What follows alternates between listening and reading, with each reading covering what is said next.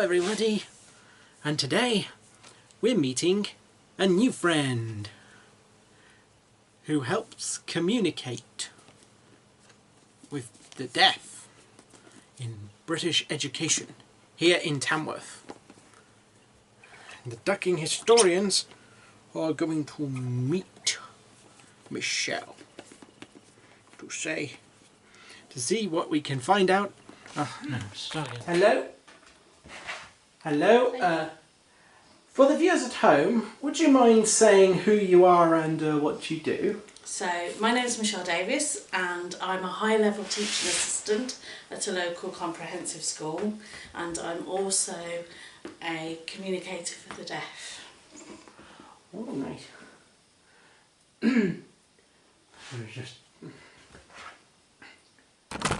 So, what kind of approach to teaching do you believe would be needed, and how easily could someone adjust having taught in a comprehensive system to being a communicator for the deaf, for example? So, firstly, if you're a teacher and you're working with hearing impaired students, it's very important not to do what we call chalk and talk. That's where you're facing the board and you're writing and talking, and the student can't see your face, and because they can't see your face they can't hear you. So some of our students lip read, some of our students have a radio aid which the teacher wears around their neck, and then they can hear what the teacher's saying, but it still helps if the teacher's facing the class rather than away from the class. And that's true even if you're using somebody like myself who can interpret sign language. The other thing is it's important to talk to the student and not to the interpreter. The interpreter technically should be invisible. And then there's just general things like making sure the room's well lit, making sure that those with a hearing impairment are sat near the front, just sort of little techniques that you might not automatically think about. So, how would the day differ for a student if they're receiving this kind of support? Okay, so obviously if it was somebody that was having a communicator with them or a teaching assistant, then they would have that support with them all of the time. So it might not be the same person, it depends on the setting and how many interpreters they've got within that setting, but they would have a member of staff in each classroom translating everything into sign language. Now, how that's different to any other student is that it does mean that they've kind of got staff supervision all the time, and although we try to be sensitive to their independent needs, it can be very difficult because obviously it's quite tricky to have a teenage chat when you've got an adult sat there with you as well, interpreting what you're saying. So yeah, that's the main difference. It's just the fact that they would have an adult with them all of the time. Okay. If you don't mind me asking, how is this kind of education support that you provide funded? So it depends on the student. If the student's got something called an EHCP, which is an educational healthcare plan, then that funding comes from the government through the local education authority. If the school is an academy and forms part of the trust, then the school has to fund those provisions itself. So it does depend on what kind of provision the student already has in place. Okay. And are there any particular ways you'd like to involve your students in with the wider community?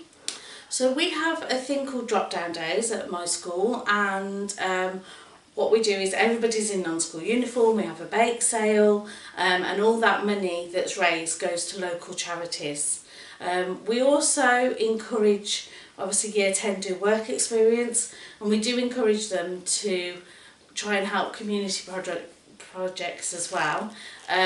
We also did for the King's coronation, we did a big community project, and very recently on the news has been about our Sen Hub garden, which again is a project to help our students, but also is sort of there for the community in a way as well.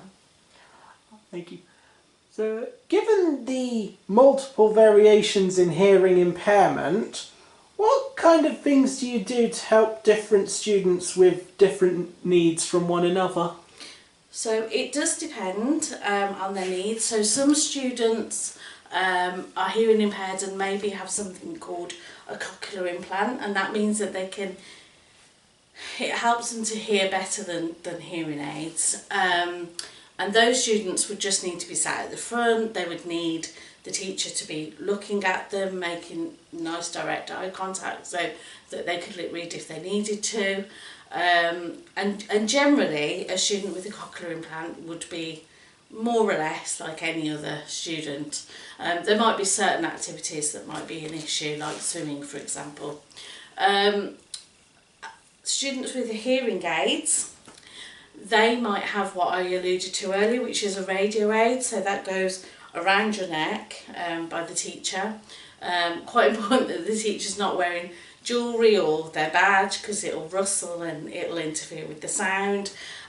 So what happens then is the teacher speaks, the radio aid picks it up, and then it goes directly to the deaf student or hearing impaired student's hearing aids, and they can hear what the teacher's saying. It is also important that the teacher turns off the radio aid when they're having a private conversation, maybe with another student or another member of staff, because the hearing impaired student will hear everything that the teacher says. So yeah, that could be quite funny sometimes.